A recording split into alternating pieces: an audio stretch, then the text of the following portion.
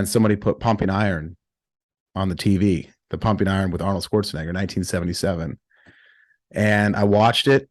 I was so inspired by it that I went back up to College of the Siskiyous, joined a local little bodybuilding kind of like just, little shed gym. It's called the Rock House Gym.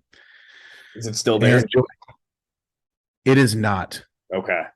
It made me cry. I was there like 3 years ago. I stopped by and it turned into like a mechanic shop. Oh, that's too bad. Like I literally like cried. Yeah. Yeah. So I joined the local bodybuilding gym the next day, and I haven't touched drugs since. Smashed the meth pipe, and that is what completely changed my life. Got me loving the barbell, loving weightlifting. The bodybuilding bug that bit me from Arnold led me to weightlifting, and that's kind of how it started. When did you get introduced to right, I guess, or what did Okay. Yeah. Well, it was funny because when I graduated with my associate's degree at College of the Siskiyous, it almost took me 4 years. Like I was turning into one of these lifer guys. Yeah.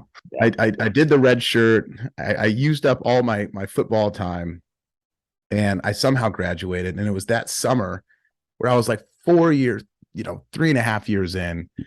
I was just walking down the street, and because I didn't know where to go. Right.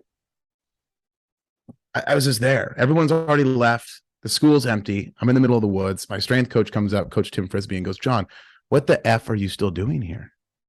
And I remember looking at him saying, "Coach, I don't know where to go. Like, this is my new home. I can't go back to Eugene. Right. I don't know what I'm supposed to do here anymore. Where am I supposed to go?" And he goes, "You know what? You're really good at the clean and snatch."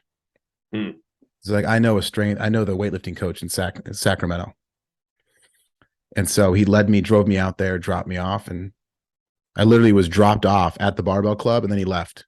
Wow. So it's like this pattern, my mom and grandma dropped me off at the school. My strength coach drops me off in Sacramento. I just kept getting dropped further down south. Yeah. Like they were just dropping me, and that's the thing. Like I've always had so many great people in my life. It takes a village. It's not me. It does. It's the people in our life, Yeah. So that actually leads in perfectly my next question here.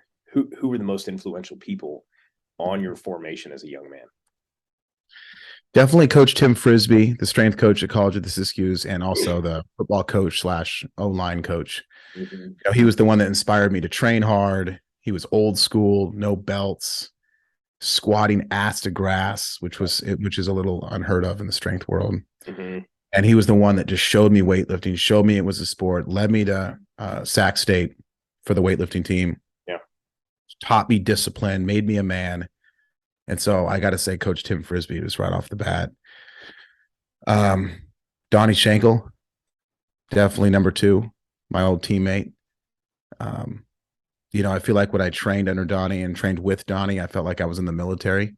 Really? No, he was a Marine in the military, and I didn't know that.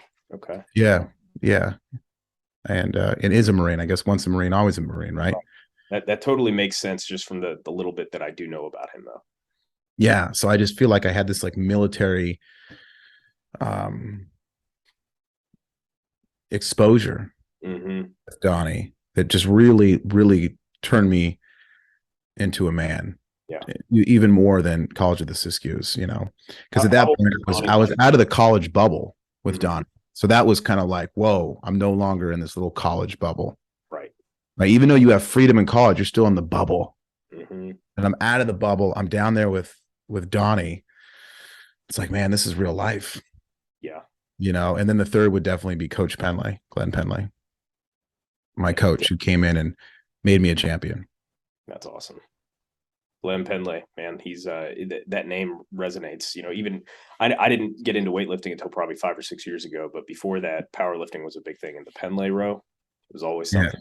Penley row, look him up, Glenn Penley. He's a legend, and so I didn't do anything myself. I attribute none of my success to me. Yeah.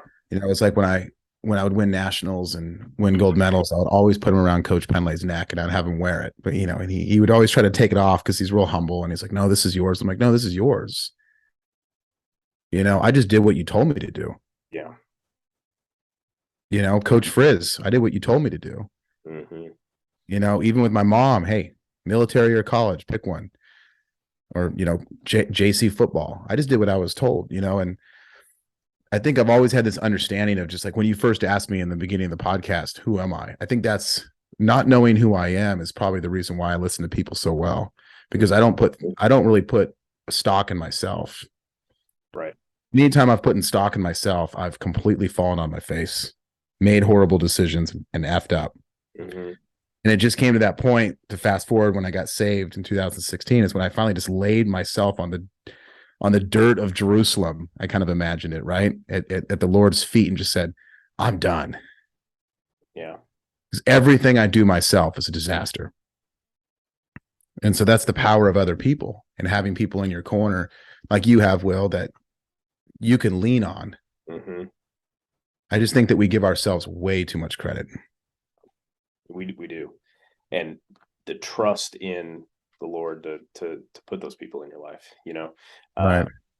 We are not, necessarily, or who we are was not gained solely through our actions and ourselves. People have poured into us to get us to where we are. And, I've always thought about that as trying to be something it's trying to just pay back those who poured into me or pay forward to others.